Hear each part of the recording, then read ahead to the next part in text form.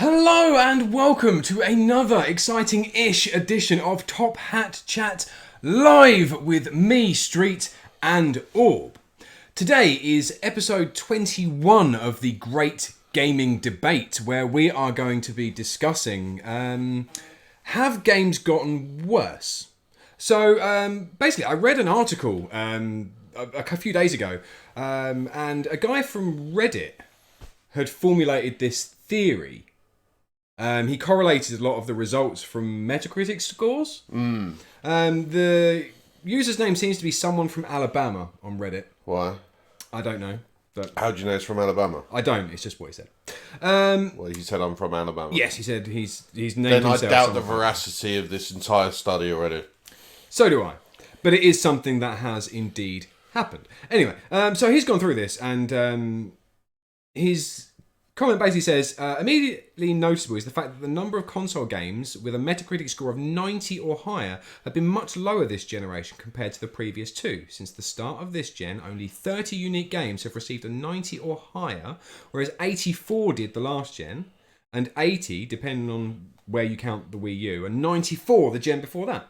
So what's the deal? Are games just getting worse? Are fewer games coming out overall? Or are reviewers developing higher standards?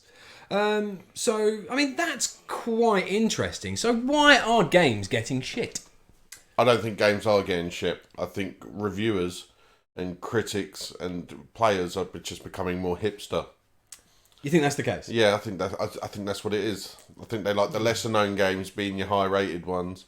And any of your big AAAs are like, it's alright. So, like, a love of all things retro have inspired... Yeah, I mean, look, I think this is one of these things that it's going to be really hard to nail down onto one particular cause, because like a lot of complex problems, there's a whole host of individual reasons that are working in unison to create the big issue, which is apparently games aren't as good. Well, is that just the way that people are reviewing them themselves now as users? Like, do you expect more from a game than you've been delivered? We've heard a lot of backlash about games being released almost semi-finished or three-quarters finished and then getting patched on day one or in the first week. Yeah. And you see that with a lot of games. EA, which is one of the biggest publishers in the entire world and developers in the entire world, regularly put out half-baked games and update them as they go along. And they're meant to be, a champion of it. You've also got, you've also got big studios haven't released that many titles this year. Yeah. Like, if you look, so what was Bethesda's offering this year? 76 was last year, I think, or was it the beginning of this year? Oh, do we have to talk about 76? Other than that, they've not done anything, as far as I can really recall. No. And a lot of good games come out last year and the year before that. And I just think, obviously, CD Projekt Red haven't come out with Cyberpunk yet. That's going to count to next year's total. I struggle to remember when games actually come out because of like the length that I play them for and stuff like that. I play a lot of games late. I'm trying to think of what the big releases were for this year.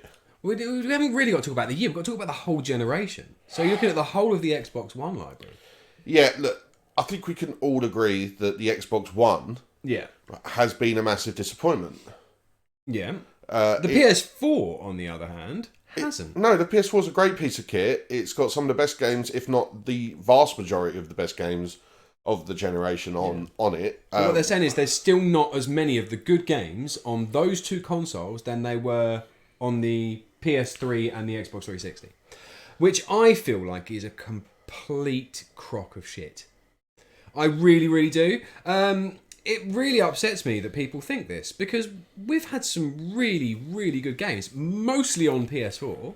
So what are the big, in this generation? So let's talk about, we have Uncharted 4, big game for this generation. Finished off a really well-loved series. Yeah. Spider-Man. Yeah. Thing is, we could stop already on those two titles. Beloved games. But are they brilliant games? Spider-Man, I thought, was close to brilliant as far as telling a story. I remember you getting quite annoyed with playing it by the 100%. end. It was a pain in the is a right pain in the arse. Right. Because I did 100% it. I wanted a reason to play my PS4. Garfolk enjoyed it, but I think Real Garfolk, friend of the stream, also had similar issues when he tried to go a bit further into completing the game. Yeah. It just sort of become a bit of an arse ache, basically. Well, what else do you have from this gen? There's a lot of sequels. Yeah. We're in the era of sequels and prequels and remequels. You got Resident Evil. Yeah, which is a reimagining. It counts because it's a full rebuild. In this particular guy's set of rules, which I didn't bother reading out for the stream, that counts because it's a completely new game from the ground up. Fantastic Remakes game. don't count. Fantastic game. Yeah, like remodels, remasters, stuff like that. They don't count.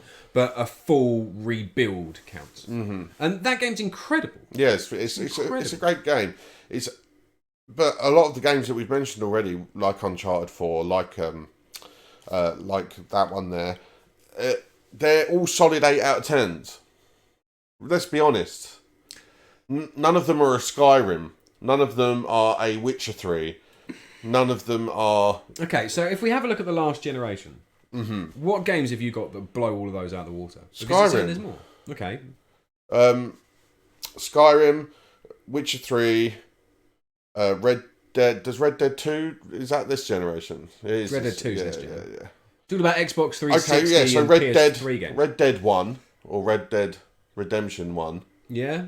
We also had GTA 5. GTA 5 and GTA 4 in that generation. Yeah, that's true. Yeah, 4 was So great. we've had 2 GTA games. We've had none in this generation. This is a whole console generation that's going to go by without a single GTA game that is an original for this generation. Yeah, that's We had Red Dead. That was what we got instead of it. And let's be honest about Red Dead Redemption 2 here. It looks amazing. It's scored and its sound recording in general is out of this world. Voice acting as well that goes in part with that is a brilliant. The story is fantastic. It is fun, but it's slow and it's repetitive and it's sort of penned in by its own constraints of being set in the era that is set in that sort of turn of the century Wild West. Yeah. With technology and life in general being how it was all a lot of gunfights at the OK Corral and all that sort of bullshit. There's only so much of that you can really get through. Yeah, totally, and that's it. And that was Rockstar's offering to us this year for this generation. It's a great game. I think it got a lot of overhype when it came out. I was one that bought into the overhype when it came out. It's not quite as good as we remember. And is it an adequate replacement for a GTA game? No. Probably not. No, it's not. It's one of those games that is very, very fun while you're playing it, but exactly the same as Red Dead 1. You get 3/4 of the way through and kind of lose interest of it. Oh, for sure. Absolutely for sure. Like, it really does. It feels slow. Right, so here's an interesting one I think you need to look at is first-person shooters, which is a huge market for gaming in general, right? So last generation, we had Modern Warfare. We had World at War. Both COD games, obviously. So we had Battlefield 3. World at War on... World at War's on Xbox 360. Okay. We also had Resistance for the Man. We also had Halo Reach. Was it? Yeah, Halo Reach. Yeah, Halo 3. Halo 3 as well. 360. We also had Battlefield 3, I think, was on that one as well. Portal 2, because you like to include portals in first-person shooters. We had Portal 2. These are all really great first-person shooters, like absolutely out-of-this-world first-person shooters, especially Portal 2, Modern Warfare, and things like that. Yeah. Now name the ones from this generation. They're all buggy messes or disappointments. Yeah.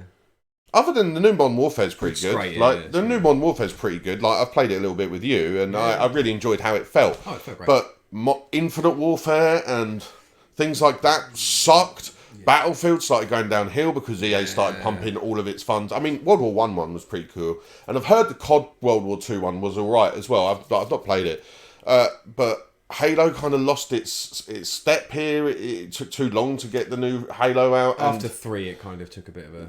Yeah, and they're just not quite as good anymore. There's also...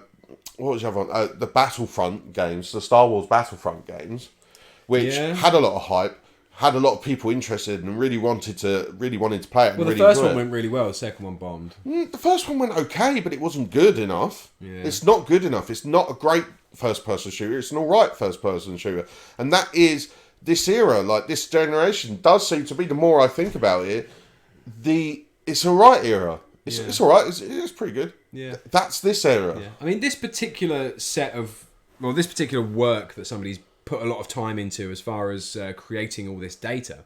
I've read a lot of reviews from N64 games and Super Nintendo games. They pop up all the time. And people rave about how great they are. And they're not. They're really not. No. And you kind of look at it and you kind of go, yeah, no. So, I mean, not just talk about the last few generations, talk about in general, what you do get is you get a lot of people saying games are a lot better than they actually are. Well, games are now presented to be these things now that are works of art on almost every level of them being released. Yeah. You look at the Souls games, how they are viewed. You look at games like Persona 5 that we're playing now, which arguably could be considered the past generation because it did come out on PS3. That would be how it counted. I think it's simultaneously come out on both. So I would say maybe it's this generation, personally. Yeah. I'm willing to be proved wrong. I'm sorry, I lost my train of thought. Art styles. Art styles, was I? Like, artistic works of art. Oh, right, yeah. So the way that games are viewed as artistic endeavours now, like, they're not hitting the marks that they should be. Like, they're not as brilliant as the games that come before them when they weren't viewed as such as much. Gaming is such a huge thing now. Twitch is the thing. YouTube is a massive thing now for gaming. All of these avenues now that gaming has infiltrated what sort of modern culture and almost pop culture as a whole now. Everyone knows about computer games now. Yeah. Fortnite, PUBG, Rocket League. All these games are big games that lots of people play regardless of like their actual love of gaming in general. Yeah. And with that many eyes on the prize now, like games are being held up to such a higher level. Like they need to be these awesome. If we're paying £50, £60 for these, and some of these games come out with special editions at £90, £100.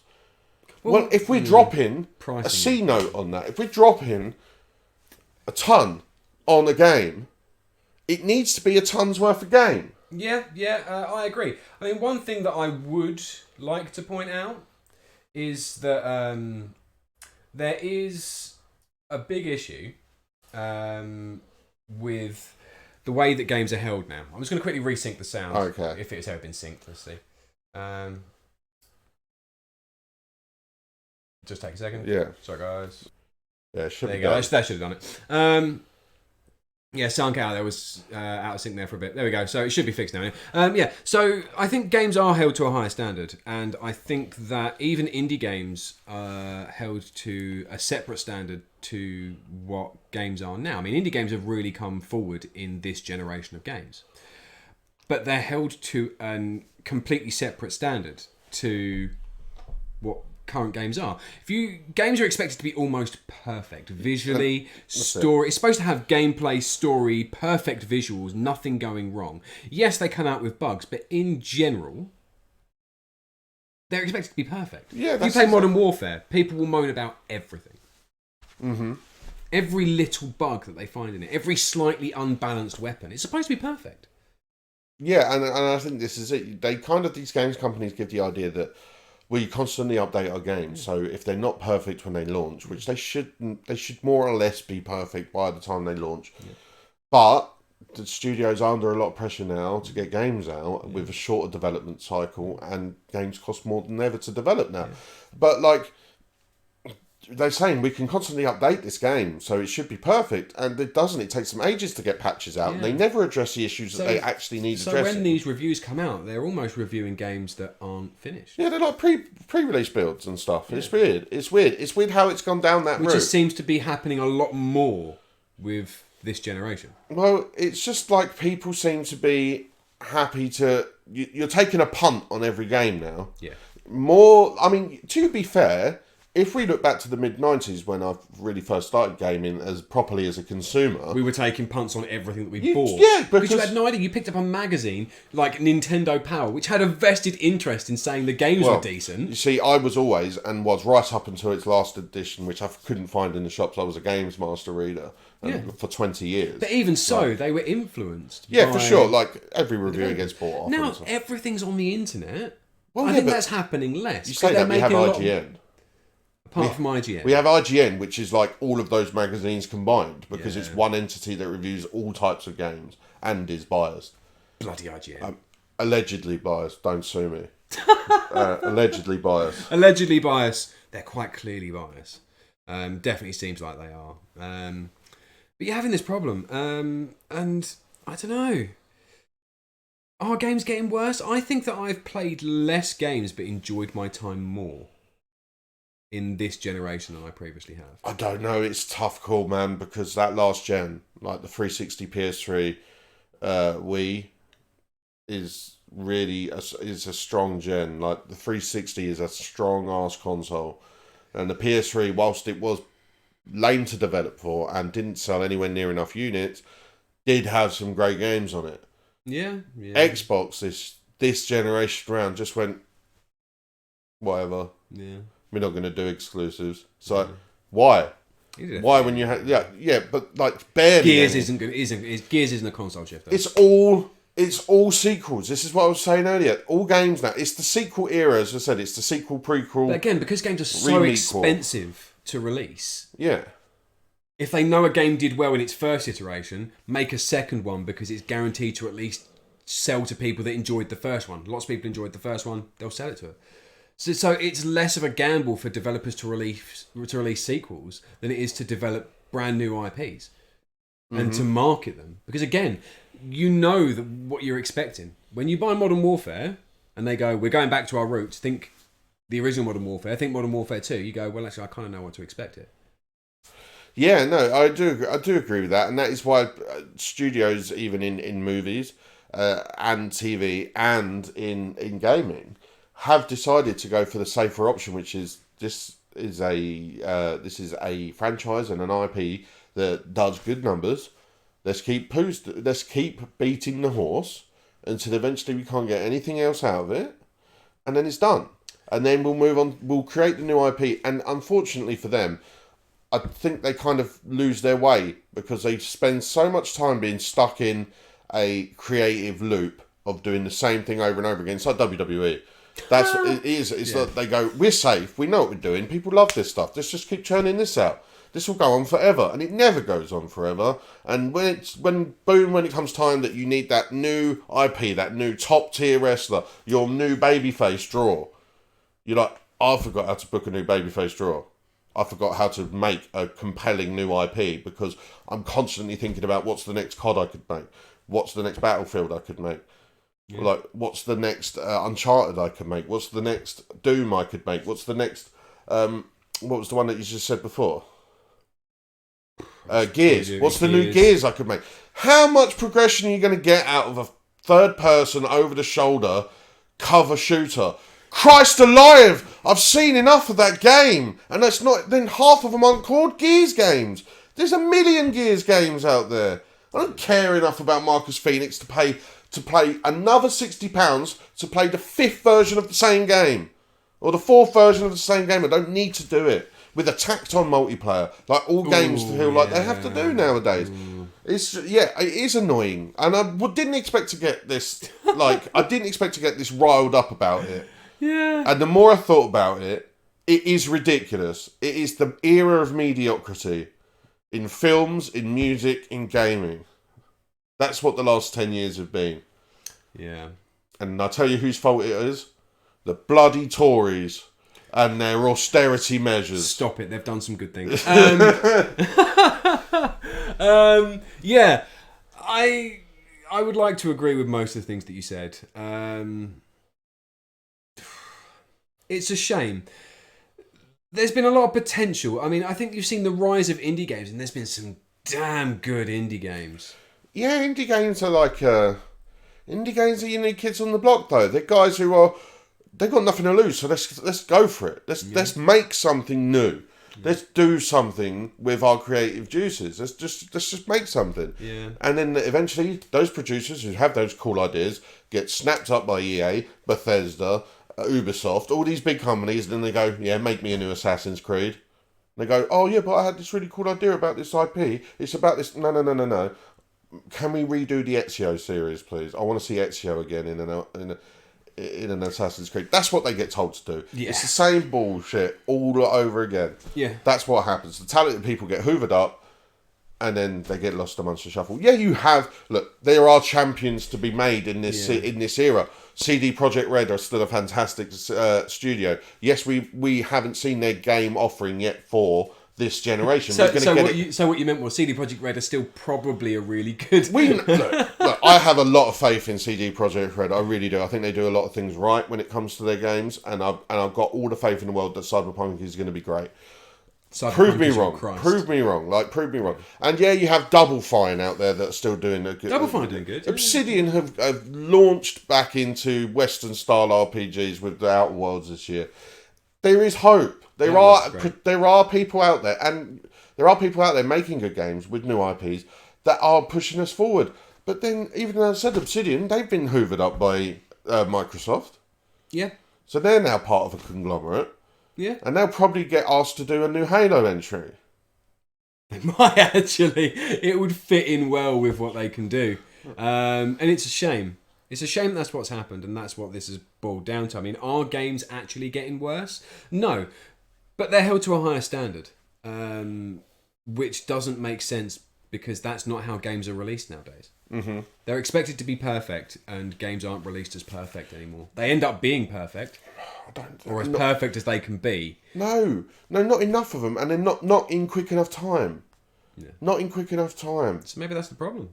Maybe that has answered the question. How long's Borderlands 3 been out? This is a good example. How long's Borderlands 3 been out? When did it come out? Like September, October? I think it was the start of October or something. Maybe. Yeah, okay. So a few months. So 2 months, 2 and a bit months.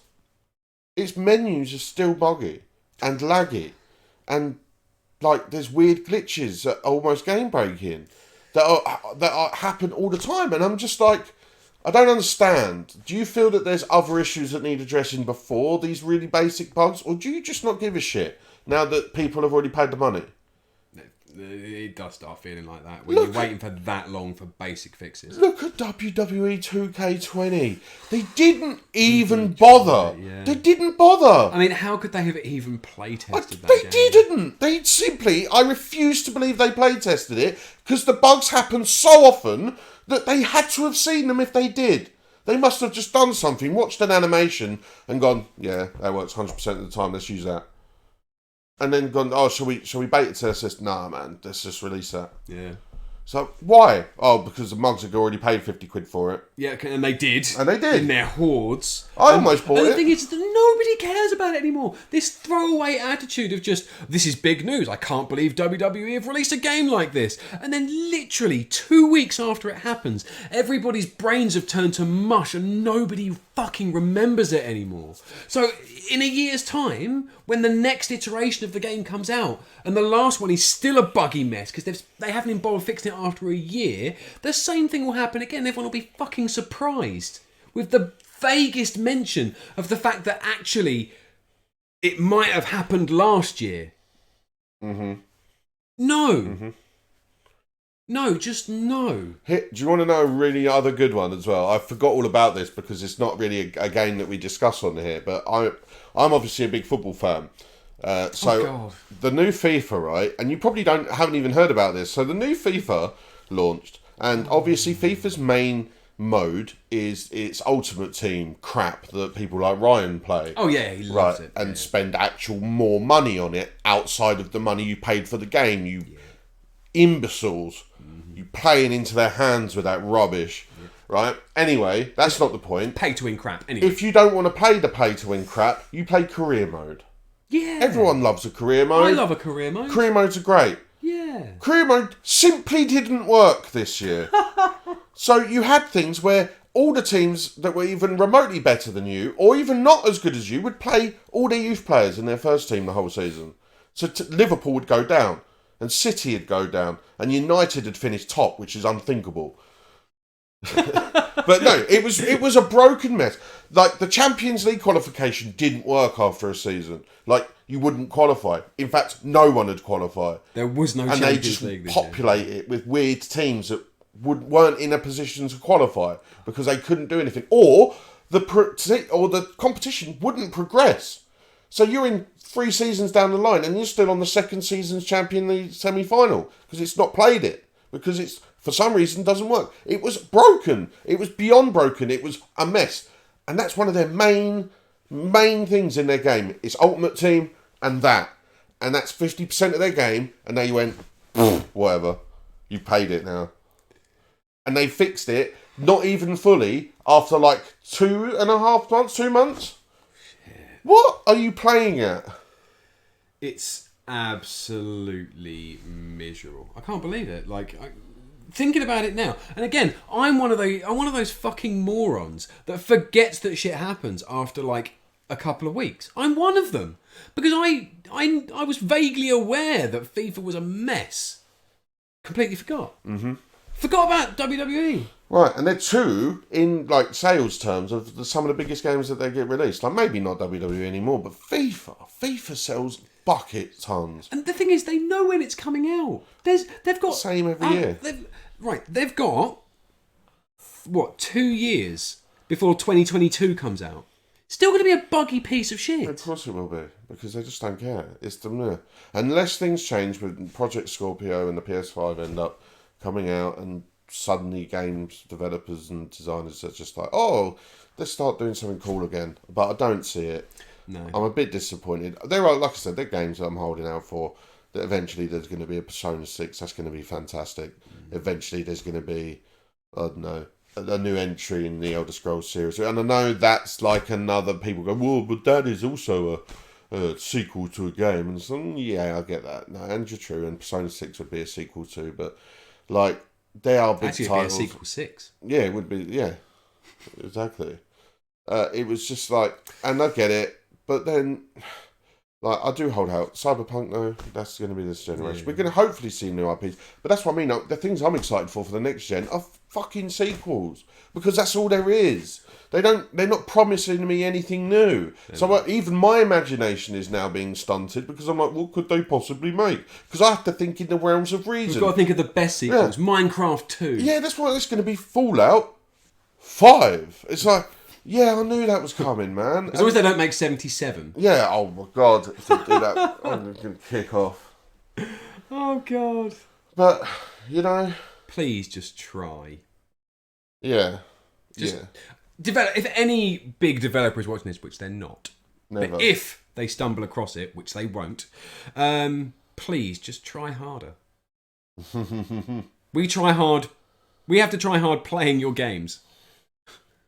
Yeah, we really do. Try harder developing them when they're not buggy messes. Try and make them interesting. And if we do get a new IP, can we make it not so much what appears to be a vanity project like Death Stranding is? That's probably going to get me heat in the comments. I know. I haven't played it, so I shouldn't really even be commenting, but from what I've seen, I don't get it. I don't understand. Do you know what the biggest thing about... Sorry, I'm just going to quickly talk about Death Stranding quickly before we sort ourselves out and move forwards. Death Stranding, from what I've seen of the game, it's got so much in it that you could do so much more of it. Mm-hmm. There's little tiny mechanics you think, if they would have just done this rather than fuck all, right? This would have been brilliant. I don't care. I'm angry about this. Like, I'm completely serious. There are so many tiny little things that if they had done properly, if they were just added in a reason to do what you're doing in places, and just kind of gone, well, actually, rather than just walk this way, or talk this way. Exactly. You can just do it for this reason. Mm-hmm. Do this. Try this. Mm-hmm. Like little tiny things they could have done rather than making it miserable. Yeah, no, I agree. It looks miserable. I don't see the appeal. It doesn't grip me. Yeah. And obviously, is Death Stranding a PS4 exclusive? I don't know, maybe. I think it is, isn't it? Don't know. I'm pretty sure it is. Never checked. Think it is. Tell you what is a PS4 exclusive. Go. Persona 5, which is what we will be going over to Twitch in a matter of minutes. Yeah, that's twitch.tv/Top Hat Chat, where we are going to be playing for hours. We play a couple of times a week. Lots of people that are in this chat already know what we do there, and will hopefully say that it's worth coming over to. Yes, I hopefully so. Yeah, you can find us at all the usual places. We're over on Instagram, just search for Top Hat Chat, and our Twitter handles are at the bottom of the screen, just literally just there. Just in case anybody has got any questions about the fact that this is a live video. I did see somebody actually say that. We get that a couple of times a week. This is indeed live. So yeah, we try and do one of these little talk points directly before we go over onto Twitch. Is there anything else we need to say? Not yeah. really. Well, there is. Well, we have a Patreon. You can look at it if you like. Yeah, I don't. Tell you what, I think we kind of summed up this whole... We presented the argument more than come up with a definitive conclusion. So if you have any ideas of your own as to why this generation has either underperformed or has the reviewing, how people perceive games and review games has changed, let us know in the comments below. It'd be greatly appreciated. And if it's interesting, I might actually read it. So that will be awesome. So yeah, join us over on twitch.tv/Top Hat Chat. In a couple of minutes, playing Persona 5. It'll be awesome to see you there, and hopefully we'll see you here next week. Yeah. Thanks a lot, guys. See you soon. Tutty bye. What was that? Goodbye in Scottish. Tutty bye. I'm tired. It's kind of an excuse.